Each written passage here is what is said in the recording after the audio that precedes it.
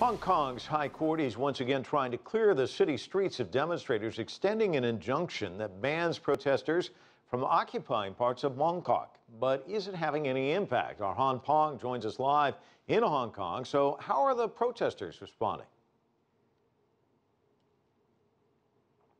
Well, Mike, the Occupy Central protesters continue to defy the court order, showing no sign of giving the roads back to ordinary residents. Some have voiced doubts whether they will really face punishment, since there are just simply so many of them that don't really believe that the authorities would arrest them all.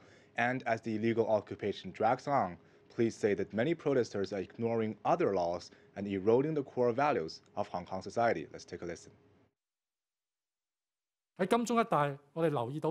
In Admiralty, we have noticed that some of the protesters illegally occupying roads have damaged the green space along Harcourt Road, allegedly for cultivation. The act, deliberately damaging the public property, also deprived other people's rights of using the public space. Similarly, some people have expressed their views by covering traffic lights with different pictures. These selfish and illegal acts may mislead the drivers and even result in traffic accidents. The police respect the people's right to express their views, but we have to stress again, all means should be lawful.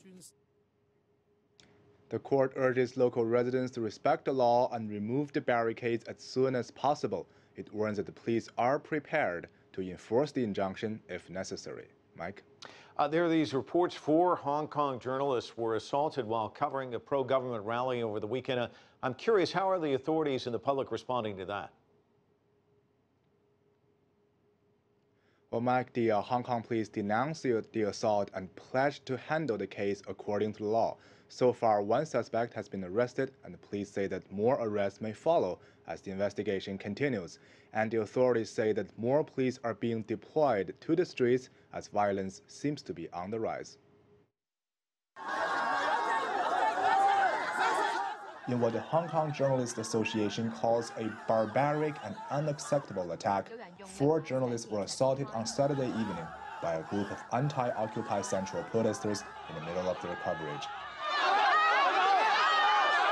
The public is outraged, saying that this is not just about the personal safety of individual reporters, but is a blunt violation of the freedom of press.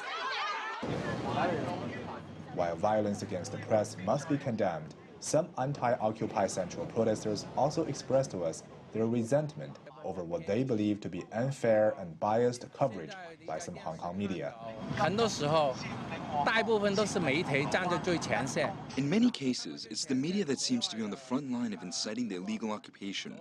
Some media have already taken sides before their coverage. They are not speaking the truth of public opinion.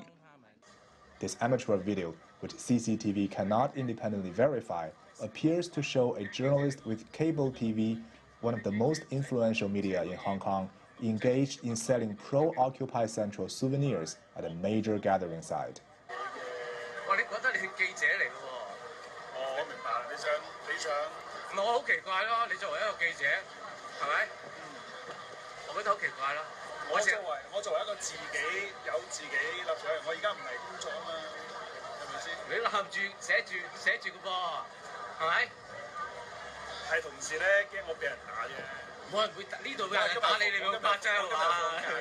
But even if there is biased reporting, police say that it doesn't justify the violence against individuals. They pledge to handle the assault on journalists in accordance with the law. This is an isolated case that does not represent the stance of a group. Now a police investigation is underway, and we call for the witnesses to provide valuable clues. The Hong Kong Journalists Association says a total of 24 journalists have been assaulted since the Occupy Central protest started. There is also a media report about a Mainland journalist being physically threatened during her interview. The reporter working with China News Agency found herself surrounded by a group of Occupy Central protesters as she was covering their occupation.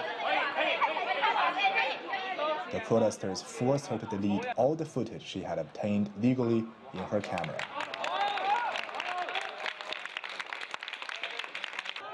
Besides violence against reporters, protesters themselves are often seen on the street engaged in fierce arguments and sometimes physical violence between the two camps. In Mong Kok, a group of peaceful pro-government residents showed up in front of the Occupy Central protesters holding large national flags of China. They were immediately surrounded by angry protesters who tried to take down the flags. In the ensuing scuffles, the flags fell underfoot. Some say that this has gone too far, as in China, disrespect for the national flag is widely seen as a sign of denying one's identity as a Chinese citizen. Well, as the Occupy Central protest drags on now for over a month, both sides seem to be losing patience, and in some extreme cases, as we have seen, even some fundamental values of democracy and national unity were being violated. Here in Hong Kong, there is an increasing call for the protesters to end the current deadlock and bring a sense of normalcy back to the city they all love. Back to you, Mike. Han Peng, live for us in Hong Kong. Thank you.